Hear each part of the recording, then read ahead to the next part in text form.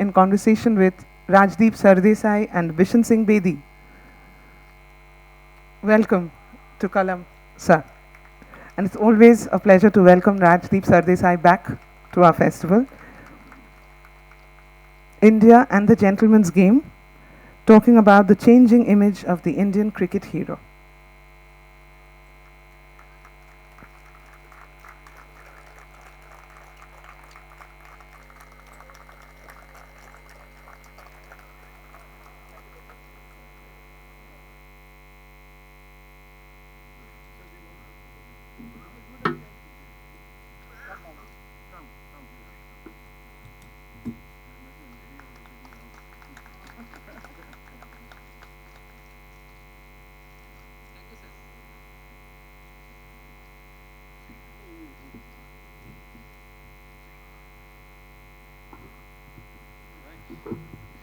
So good afternoon, everyone. It's always wonderful to have Rajdeep back. We'd released this book here in Calcutta a couple of months ago. And, the good part about it is that there are 11 people, so one can choose one or the other and bring them along for the session on the book. So it's called The Gentleman's Game, and you grew up with the game, and you still are a very close follower of the game. So, do you still think that term holds? I've often wondered why the term was used, because if you look at the early history of this game, it was played by not necessarily people who you would normally describe as gents. First of all, thank you very much for inviting me. And it's always a great pleasure to be here. I don't think there's a festival with a better backdrop than what you have. So Kolkata deserves a huge applause for just staging a festival in front of the Victoria Memorial. But Mala, to say that cricket is a gentleman's game is, I think, putting too much of pressure on our cricketers. It's almost as if to suggest that cricketers are supposed to be very different to the average person. That the average person at the end of the day, goes through his periods of anger, his volcanic eruptions at times, and therefore to expect cricketers to necessarily be gents in the truest sense of the word, which also might also suggest that the game is extremely sexist. It's almost as if the game had no space for women. Well, your book doesn't. Well, my book doesn't. That is true, and that is a huge flaw in the book. But I wrote the book in July. I finished in June, July of 2016, and then suddenly on TV I watched this wonderful girl called Harmanpreet Kaur score this fantastic inning of 179 versus Australia, and she played a better innings than I think even Kapil Dev must have played in Zimbabwe, and it was all on TV. And that's when I must confess, I also realized that women can hit the ball bloody hard. Until then, I actually thought the women's game was very effete and effeminate. I know these are all terrible words to use in our politically correct times, but I think to answer your question, I just wonder whether cricket was ever a gentleman's game. The great W.G. Grace once was dismissed in a match and went and quietly replaced the bail that had fallen because he told the umpire, people have come to watch me and not to watch you. Give me out. So, and we know that in the early times of the game, you had pub owners who actually put bets on cricket. So this game was not really something that was very different from society. It has always mirrored society. And what happened, I think, is that 19th century Britain, and to some extent Kolkata and possibly the rest of India, was a society where there were certain rules that were there. And cricket is very rule-bound. And I think because of those rules, and we are seeing it while India is playing South Africa even today, that suddenly, the match referee is worried about, is this wicket fit for cricket? It's almost as if you can't get injured on a cricket field because, the rules of the game don't allow a wicket to be particularly bad. So I think because it is rule-bound, hence there was this pressure to make it the gentleman's game. It's like your Tolly club and the Calcutta club. I mean, they're still living in those days where, you can only come into the club dressing room in a collar, you can't wear jeans, you can't wear chappals. I mean, the time has come for Kolkata club or Calcutta club and the Tolly to change. And cricket has changed with the times as well. And thank God for that. A game has to change with the times. So maybe in the 19th century it was it was necessary to put the pressure, to put some pressure that this is the gentleman's game. But in the 21st century, you know, every cricketer is swearing at each other.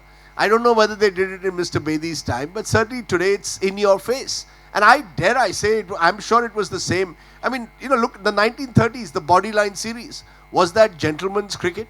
Cricket has gone through periods where I don't think it's the kind of game that was only played by gentlemen. It was probably played at one time by gentlemen of leisure, which is why you believe that it's a gentleman's game. But I would rather believe that this was just an affectation or something imposed on the game to put some pressure on the cricketers to play within the rules. I would like to believe this was always a sport which was played to win above all else. I know Mr. Bedi has a very different view of that, but I believe that this was a game played to win, not just to have a leisurely Sunday afternoon with Nimbu Pani. That may have been the Calcutta club and the Tolly, but not the rest of the world.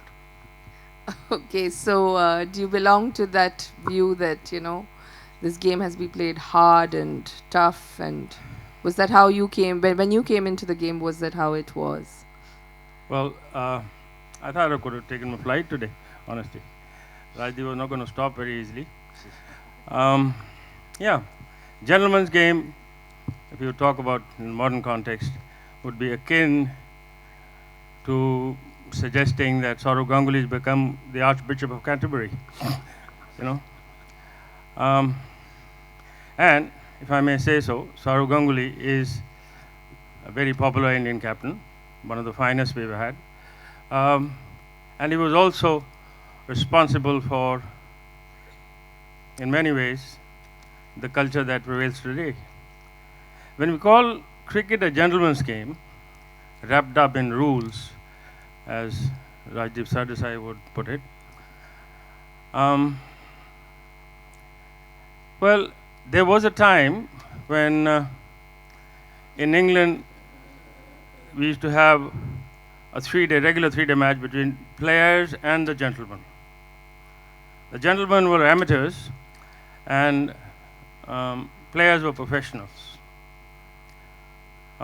This is something which some of the crowd here won't know.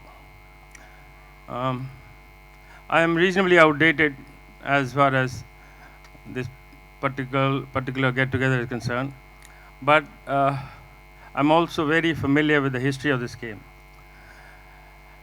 Cricket was invented in England when England was going through a very, very acute recession.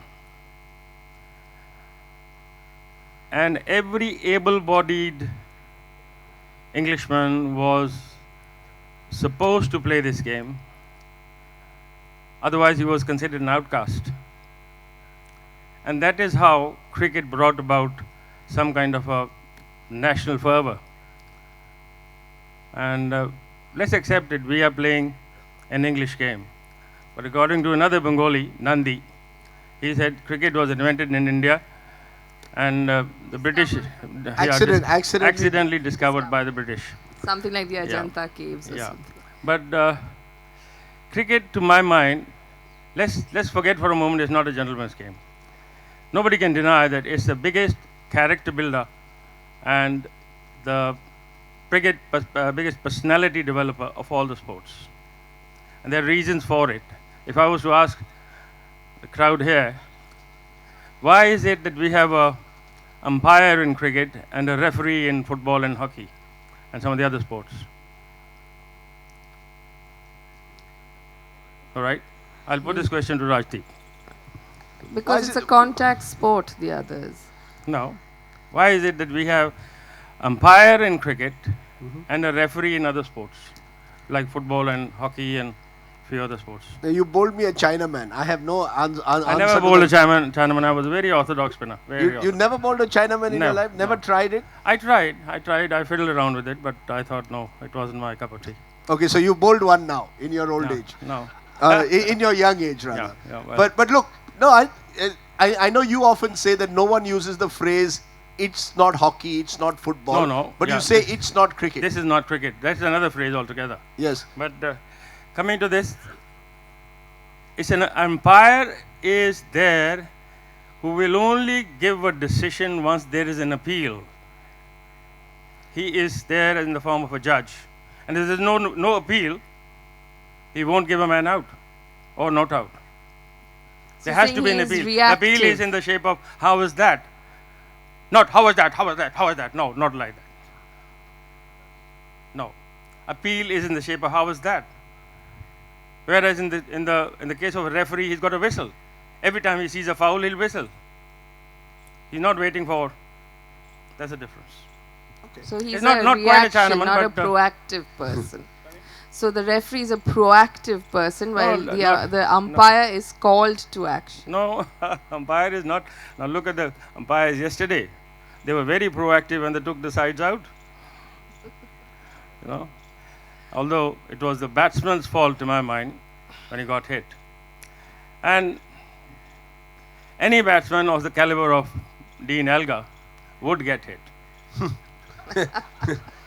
So, this cover has a lot of cricketers you've played with. There's Dilip Sardesai, there's Pataudi, there is Gavaskar, and maybe a little bit of Kapil Dev as well. So, which do you think is the magical time of cricket? Was it the period which was dominated by the likes of Dilip Sardesai, which was just before your time, or was it the period when the spin quartet was, they were dominating Indian cricket? So, this is a book about how cricket reflects the way the Indian democracy has moved in 70 years. So if you have to look back, which is your favorite period, and who were the cricketers who inspired you, both as your seniors and contemporaries? Well, my favorite cricketer would undoubtedly be Tiger Pataudi. He was the greatest thing that's ever happened to Indian cricket. That about, I think the golden period of Indian cricket was when Sourav Ganguly was captaining the side. Please note Well, the decibel. he had at his disposal, he had Sachin Tendulkar, he had Kapil Dev, he had Rahul Dravid, Lakshman, the lot. And that was, to my mind, also the golden period of Indian cricket. But I am not terribly enamored you agree with this this 11? 11, because this team can never bowl a side out. He's only got relying on you one and and a half Kapil. bowlers in this side. I expect you to take 10 wickets. Well, I've never bowled with the new ball. Ashwin might have done it. None of other spin quartet ever bowled with the new ball. We used to come on second, third, fourth over, but never with the new ball. I think Mr. Bedi knows how to wow a Kolkata audience. As the best period is Sourav Ganguly's period. Refers to No, seriously. because I the mean fact it. that Now let me put it. and made his debut in this city on New Year's Day in 1967. I am very fond of Bengali crowd. I am honestly, because I find that whether it's cricket or football or any other sport, there won't be a better sport following public in the entire country except in Calcutta. Now I'm not trying to win them over, because I'm not a great fan of Sourav Ganguly, let me tell you this. But I can't take away his contribution, can I? No.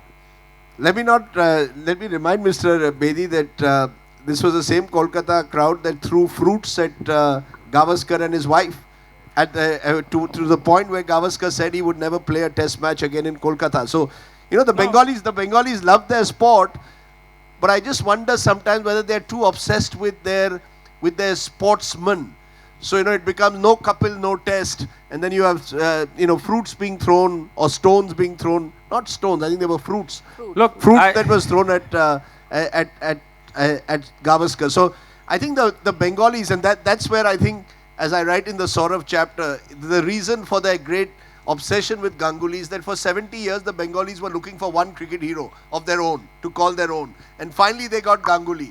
Yeah. And all the years of loss and longing, watching Bombay cricketers score the runs, left them feeling deprived of their own hero. So there was this eternal search for a Bengali hero, which, Sourav Ganguly filled that great gap in their lives, the void that existed in the Bengalis' life. Yeah, and also the one who could take his shirt off at Lord's and show his masculinity, But Which again was unusual. Which again remember, was unusual. Bengalis were supposed to be, one of the criticisms of the Bengalis was that they had the grit of a rabbit and the intellect of a Greek.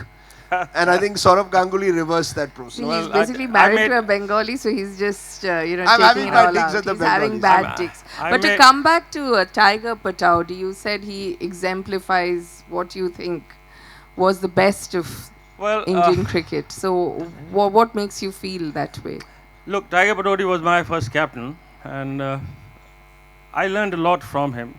And the most important thing was that before he became the captain, let me have a dig at Rajdeep. Maharashtrians used to dominate Indian cricket, right? Means the 9 Maharashtrians, Bombayites, एक कोई दिल्ली से है या एक बंगाल से है, पंकज रॉय, विजय मेहरा दिल्ली से है, like that. Tiger Pataudi was the first Indian captain who brought about a fair amount of Indianness in the dressing room. And I remember him telling us on so many occasions, look fellas, we're not playing for Delhi or Bombay or Karnataka or Madras or Bengal, we're playing for India. Think India. You know, that is, to my mind, the greatest contribution of Tiger Pataudi. And today, if we watch or we listen to commentators or we read in the newspapers about team spirit and togetherness in the dressing room, that, to my mind, is entirely Tiger Pataudi's legacy. He was, by far, the greatest sportsman I have met on the Indian scene, and one gentleman, true gentleman of Indian cricket, who never ever swore on the field or off the field. Did you? Sorry? Did you swear? Never, never, ever. So And that is something what I'm saying I learned from Tiger. Tiger ki ek choti si main aapko, I want to make you familiar with the story. We were playing a test match in Kanpur, and it was dungy old dressing room, month of December, very cold. Our team was batting. We decided to sit out in the sun. So as we was, enjoying the sun, thoda tha Kanpur ka UP crowd, youngsters, they jumped across, and very rowdy. Autograph seekers, but terribly ill-behaved, which is their wont, I suppose. But we jumped back into our dressing room. Tiger didn't. He just quietly mentioned, he said, your parents should have never slept together. So that is all. Short of calling them bastards, he said, this is what Tiger Pataudi was. मैंने कभी उस इंसान को गाली देते नहीं सुना. He was very cultured, and his humor took a lot of beating. He was outstanding after dinner speaker, which I am sure Saurav Ganguly would struggle. I'm not so sure. Come on.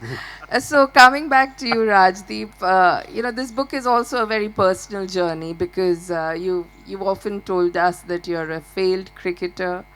You were also a star son in your own way. So what made you use cricket? And now you're, of course, in your own field. You're one of the leaders of that media. So what made you use cricket as a metaphor for India's journey as a country over the last 70 years? How long was this idea with you? And can you just trace us through how this book happened? Mala, what has struck me as a journalist for the longest time is actually how our society works on patron-client relationships, on networks, on family lineage, on class divides, on community divides, on regional divides. You look at our parliament today. Out of the 543 members of parliament, one estimate is that there are more than 100, I think Patrick French has traced this, more than 100 of our parliamentarians whose family members were politicians, so therefore there are some family linkages in some form in parliament. Look at our film industry. Look at the nepotism that exists there. I mean, an Abhishek Bachchan becomes a star because Amitabh Bachchan was a star. A Tushar Kapoor becomes a star because Jitendra was a star. Look at other areas of our lives. Look at the legal profession. Look at possibly even the medical profession. Look at corporate India. Every family wants their son to follow them into the family business. And it has always struck me, therefore, that in a country of 1.25 billion people, actually how close a society we are. A society that really denies equal opportunity. Our constitution was essentially framed on the principle of equal opportunity to all. But our society, on the other hand, is based on patron-client relationships, on networks, on hierarchies. And I believe cricket has actually wonderfully made that transition. So therefore, it was partly my own personal dilemma of asking myself constantly, why can't I play the game just because, my father played it, I should be able to play it. And my father would keep telling me, I'm not going to be out there to make runs for you. You're going to have to go out there and make runs for yourself. So I thought somewhere cricket represented to me the meritocracy that I saw absent around me. I don't think Indian society is meritocratic in the truest sense of the word. But I do believe Indian cricket represents, in a sense, the best of society, in the sense that it doesn't have vote banks, it doesn't have reservations. When a Mohammad Shami is bowling, you don't see him as a Muslim, you see him as a proud Indian. When a Umesh Yadav is bowling, you don't see him as a Yadav, but you see him as a proud Indian. All the barriers of class, of region, of religion are breaking on the cricket field. And I therefore was perhaps swept, in a sense, the romantic in me told me that, this is what I want to see in India. This is what our founding fathers wanted. Our founding fathers wanted an India based on equal citizenship. This was the great Ambedkarite dream. Our politicians have let us down. Our politicians have not fulfilled that dream. Our cricketers have. And that's the reason why we are the number one team.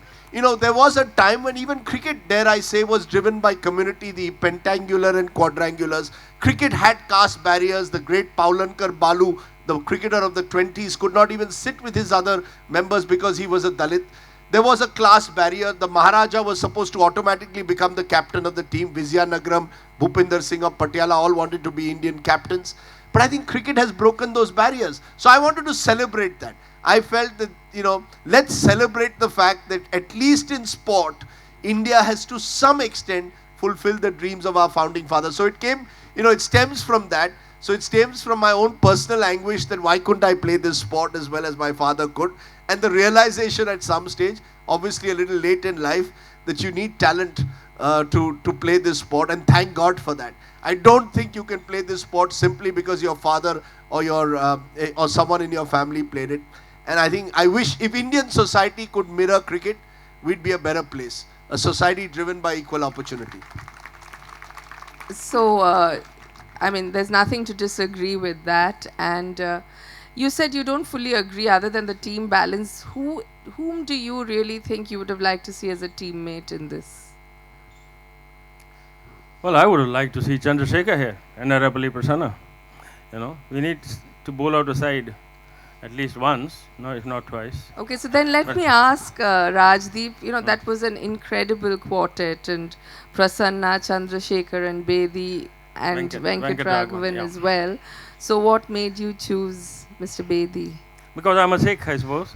No, because he lives in... because he lives in... is that? No, look, there are 3 or 4 reasons. One is I've always been a great fan of the gentleman sitting next to me. As I relate this story in the book, he played for us a match once of journalists versus the MPs, somewhere in the mid-1990s, because he was a column writer, so we got him as a journalist. And he played and he won us the match. After the match, Madhav Rao Scindia was then the board president, comes to him and says, what is this? Next time you must play for the MPs. And he says, okay, I will. But the problem that I have is that many of your colleagues are all corrupt. And I can't, and I can't be seen to be playing with these corrupt gents all around you. And he said it within the earshot of the MPs. So I don't know who else. He may not be able to play with the journalists for the same reason. Perhaps. You're absolutely right. Perhaps in the times that we live in, I don't think we journalists can point fingers at others because they'll point fingers at us. But look, this was a pure personal choice of people I knew more than anything else and who represented the era in which they lived.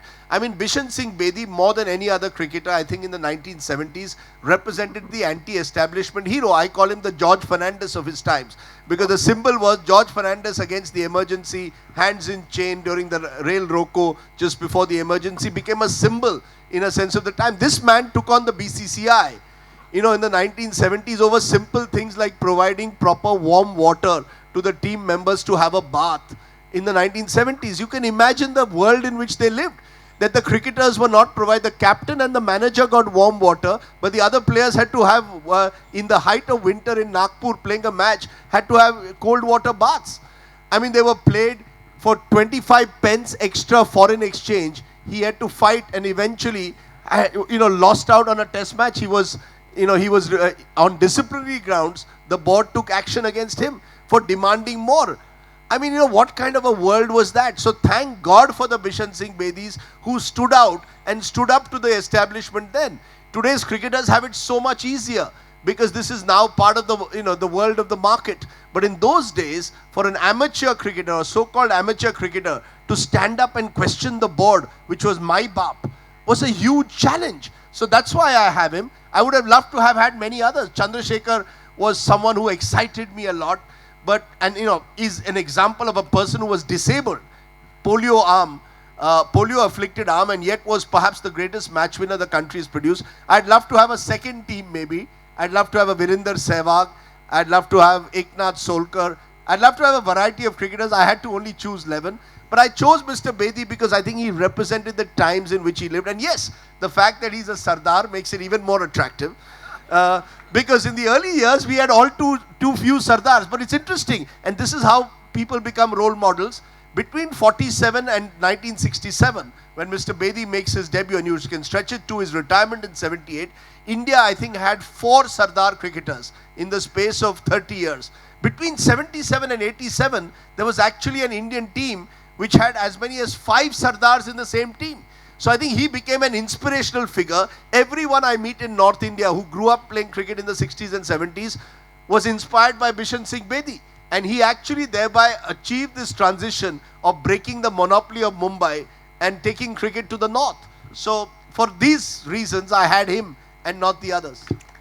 Yeah, well, there were the time when he's talking about the 5 Sardars in the team. Fortunately or unfortunately, I was the national selector then. But if I may mention here, there was a writer from Bombay, very cheeky bugger.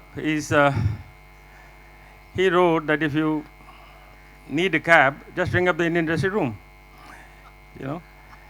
And I thought, well, that is hitting below the belt.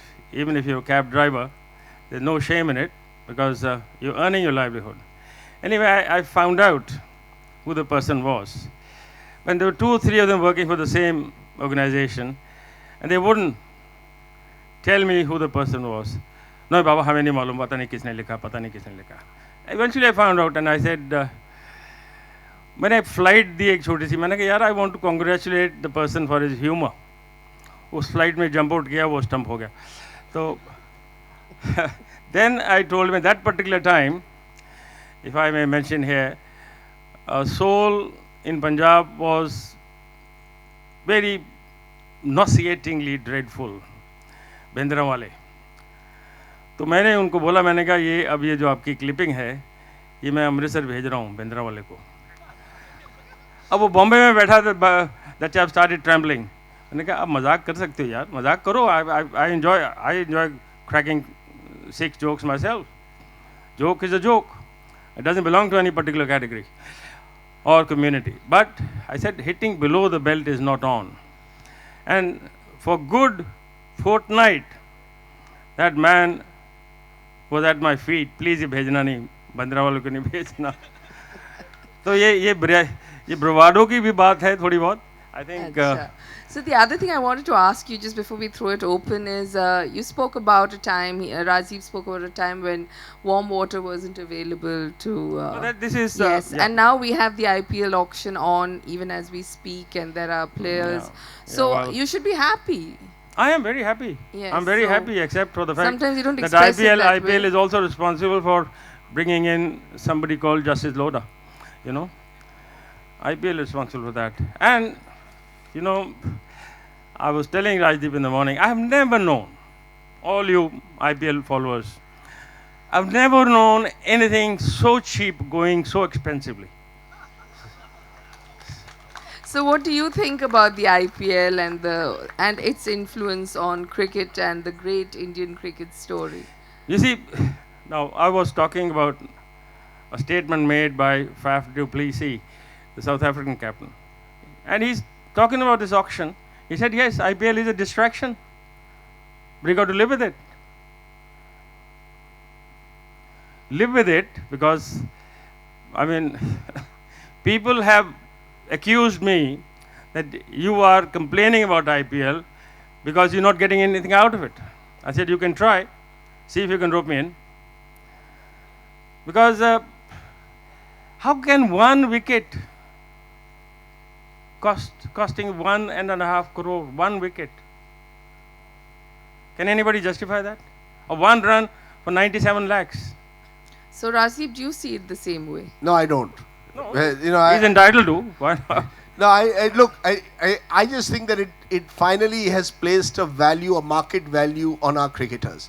Why should our cricketers have been in that generation of the 50s, 60s, 70s? No, I agree where, with you know, they were 250 rupees a test match. If they finished a test match in 4 days, 50 rupees was cut. I mean, you know, it's good finally that cricketers are center stage. I think this auction and this is all the tamasha. This is the surround sound. The truth of the matter is, today our cricketers finally have a market value. And Agreed. that gives them a sense of security. A financial security is very important today for a young boy. When I look at a Ravindra Jadeja, you know, the great Salim Durrani, all through his career, virtually had to live from hand to mouth. And Salim Durrani, probably in the times in which we lived, would have been the biggest thing in the IPL. Someone who looked like Dilip Kumar, who played cricket with the dash of a Gary Sobers, would have been the biggest thing that, you know, the Indian IPL would have had. You know, his price would have been, starting price would have been 12 crores. Base price would have been 12 crores. And think about it, today a Ravindra Jadeja with probably half the talent, except fielding, that a Salim Durrani had, you know, is a owner of a chain of restaurants, horses, cars. Why? So I think it's good that times change. Yes, I would rather not have a public auction. I would rather not have some of these fat cat owners who know nothing about cricket, you know, moving around as if they are the cat that licked the cream. So I would rather do without them. But if they are a necessary evil, I wouldn't use the word evil, but if they are a necessity, then so be it. You know, I think Mr. Bedi is right that the sport does get distracted by the surround sound of the IPL, and it has become a bit of a monster. But it's much better than living in the times in which Mr. Bedi and others grew in the 50s and 60s. Okay, now I have no complaints about the money part of it, honestly. I think the players need to get more money playing for the country than playing for a wretched club. Would you agree with that? Is KKR a wretched club? No. You see, I want to ask a very simple question, all of you, including Rajdeep here. Do we know where all this money is coming from and where it is going? Can anybody give me this answer? Sorry? Sorry? She's saying politicians' money. No. If this is not money laundering, I don't know what money laundering is. Rajdeep, do you have anything to add to this? Then we'll No, throw it look. open. I wouldn't say it's money laundering, but it's interesting that, you know, the What about company. money? Can we say money dry cleaning? But it's very interesting that the company which has sponsored Tata, which has sponsored the literary meet, Tata Steel, is unlikely to get involved in the IPL. I think the IPL is for business magnates who have a lot of time on hand to do other things other than their core business. So it is about building a brand in a way which is not core to your necessary corporate ethic. I don't think, you know, value-based companies are reluctant to enter the IPL, because the IPL, at the end of the day, most of those who've got into the IPL have gotten themselves into some scam or the other. Some of them have closed down, some have gone to jail, some are now outside the country, extradited, you know, we're waiting to be extradited back home. So I think even, you know, the fact is the owners of Kolkata Knight Riders now have serious foreign exchange violation cases against them in the context of the IPL. So I think, you know, while we get carried away by the glamour of the IPL, let's be very clear, the business model is questionable in terms of the kind of owners who have entered the IPL. So I would agree with Mr. Bedi there, but I would say please don't throw out the baby with the bathwater. The fact is, it's the greatest entertainment that India has at the moment. I think it's terrific that all the world cricketers want to come to India. The same Australians who were reluctant to come to India because this was supposed to be a land of mosquitoes and a land of terrible facilities offered and therefore didn't even As come. recently as 87, David Garr, Ian Botham didn't come for the World Cup. That's right. So this was seen as a country that no one wanted to come and play cricket. Now they are sort of falling over each other to get an IPL contract. So great. If India has become the superpower of cricket, why not celebrate it? I would celebrate the IPL, but would want the IPL to have better rules of governance. When I saw those BCCI fat cats sitting today during the auction, and I know each and every one of them, they have no business being there. They actually have nothing to do with cricket. Most of them are there only for their personal glory and reflected glory from the cricketers. Why should a Rajiv Shukla, for example, be the chairman of the IPL? I think it's a disgrace that someone like that, who can barely hold a cricket bat and represents to me the darker side of our politics, that kind of old fixer networker kind of politician, be the chairman of the IPL, and cricketers are sitting as part of the governing council. I want a cricketer as the chairman of the IPL, not a bloody politician. That's the difference. Then I would agree with Mr. Bedi. Well, if I was to give another anomaly, you find a person like Virat Kohli who's been retained for 17 crores. He deserves it. He deserves every bit of it. But in the same dressing room, there's going to be a youngster who might fetch only 10 lakhs or 15 lakhs or 20 lakhs. He's sharing the same dressing room. And human tendency, being what it is, this youngster who's got only 10 or 15 lakhs would like to catch up with Virat Kohli. How does he do it? The ways and means to do it. And there is a platform which encourages you to do it, which is betting and match fixing. Can you deny that? Nobody can deny that. Because if it hadn't been for IPL, I don't think Justice Lodha would have been involved in, the Supreme Court would have jumped into the fray at all. But Mr. Bedi, match fixing took Has place in this predated, country yes, before the IPL in the 1990s. No, It's not as if match fixing started with the IPL. No, sir. IPL became a more easy target. It's very easily negotiable. And youngsters in Delhi, I've known it. मैंने अभी तक दिल्ली में बहुत फुकरे हैं, ईमान से बहुत फुकरे हैं दिल्ली में. मैंने अभी तक दिल्ली में कोई ऐसा इंसान नहीं देखा जो फिरोशा कोटला में टिकट खरीद के गया हो. That's a different story altogether. Anyway, let's now go to the audience. I can see hands immediately coming up. The boy in the green T-shirt with spectacles. Yeah. You've got a mic. Just behind you. So my question is for Rajdeep. Like, since you have been keenly observing Indian cricket for quite some time, so do you think that we played fast bowling far better in the, say, 80s or 70s, when we had fearsome fast bowlers throughout the world, than we are doing right now? Only South Africans have decent attack and we are failing miserably. So do you think we played fast bowling much better previously? Look, I think you should ask Mr. Bedi all the cricket related questions. No, I asked you because as a spectator, what is your take on that?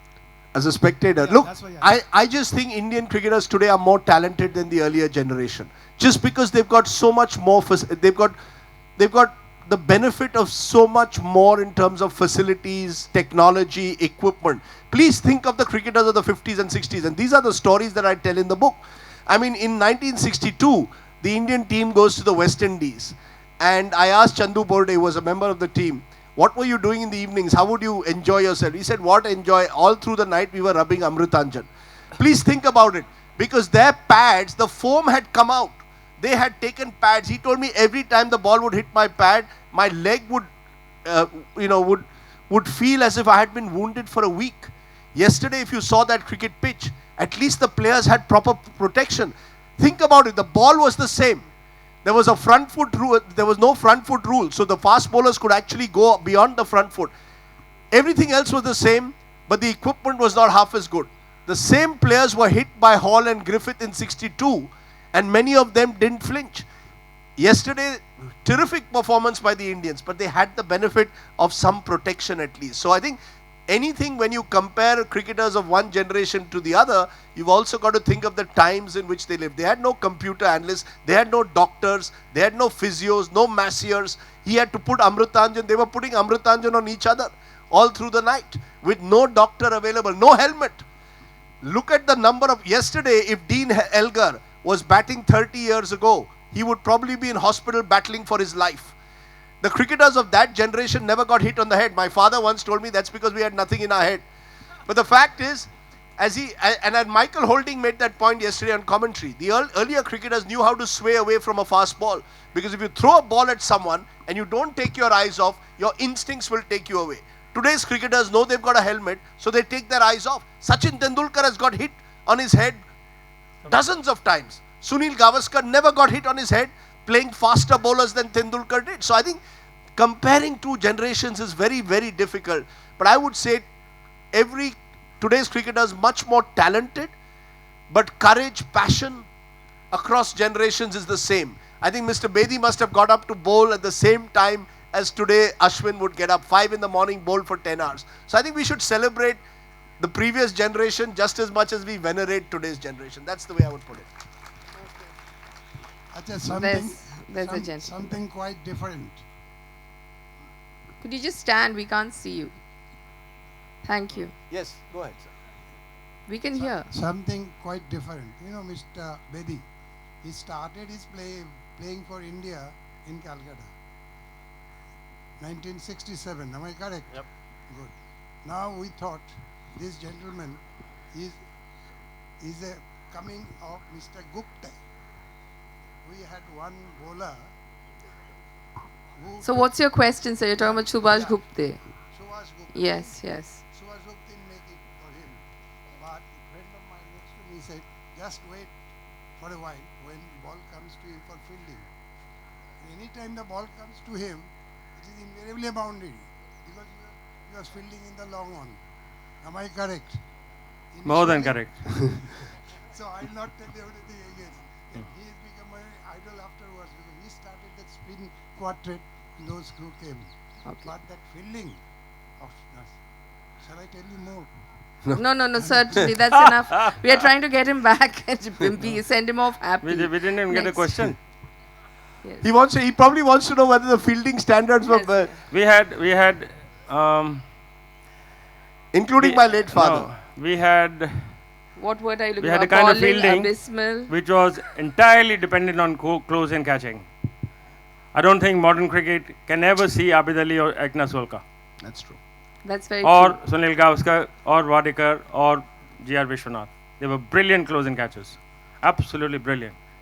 And what we're seeing, what we've seen of the Indian team on this particular tour, they flowed quite a few catches in the close-in. That's true, Rajiv. Don't you think that, we have these spectacular catches where one guy bounces it out midair? Well, that's got to do with athleticism. No, what I'm trying to say is, don't you think close-in fielding has really gone down while, catches on the boundary line look so spectacular? Because the game has changed. Today, nobody plays, in the earlier generation, they would play close to each other. The whole idea of defensive bat pad close to each other was an important aspect of the sport. So forward short leg came into play. Today, everybody, even ordinary batsmen, have such good bats that even if they mistime a ball, it goes for 6. So the nature of the sport has changed. And I think that's why skills have changed. I think athleticism has transformed the sport. Today, all the cricketers have to be athletes. What is Virat Kohli's biggest contribution? Virat Kohli has ensured that no Indian cricketer now in the future can have an expanding midriff. You're going to have now cricketers who are first athletes and then cricketers. And I think that's why you see these magnificent outfielders. But on the other hand, the cricketers of the previous generation, because it was a game played almost in a very different way, forward, short leg, silly point were important positions. I think the sport has changed. And once you recognize that, then you realize the new sport requires new skills. Well, I don't think the sport has changed as much because the weight of the ball is still the same as it was 200 years ago. The height of the stumps is still the same. The wicket is still 22 yards. The width of the bat is still the same, although a bit thicker. What has changed today? The actors, directors, and producers have changed. That's true. The game is still the same. And But to you're my playing mind, 20 to my overs, mind, sir. You're playing T20 cricket. T20, yeah, Achha, let's T20, take you're his playing T20 questions, rubbish. No, If I may. let's not go there now. Come on. Good afternoon, sir. Mr. Bedi, a question for you. In your playing time, who was the most difficult batsman to bowl to for you personally in terms of getting that person out? And Mr. Sardesai, a question for you. How would a Virender Sehwag match up to, say, a Viv Richards? Very quickly. Well, the toughest batsman we found, all four of us, if I may say so, was Ken Barrington of England. He was, if you could beat him, you could get him out. He was outstanding player of spin bowling. And mind you, he was established player for England and we were just beginners playing for India. That's the time I'm talking about. You know, I think- Virender Sehwag is my great regret in this book, if I, because I think in a way I should, he represents the democracy's level in the truest sense of the word. The idea that a cricketer from Najafgarh, complete backwaters of Delhi, goes on to become this iconic opening batsman, iconic because he redefined opening batting. But he tells me a story that I have in the book, which I loved. I said, how are you this cricketer who was sort of ready to take on Shoaib Akhtar from ball 1 and hit him for 6? He said, sir, जहाँ नजफगढ़ में आता हूँ मैंने मेरे ज़माने में 4-5 murder देखे हैं. एक बार आपने मर्डर देख लिया तो शोएब अख्तर कौन होता है?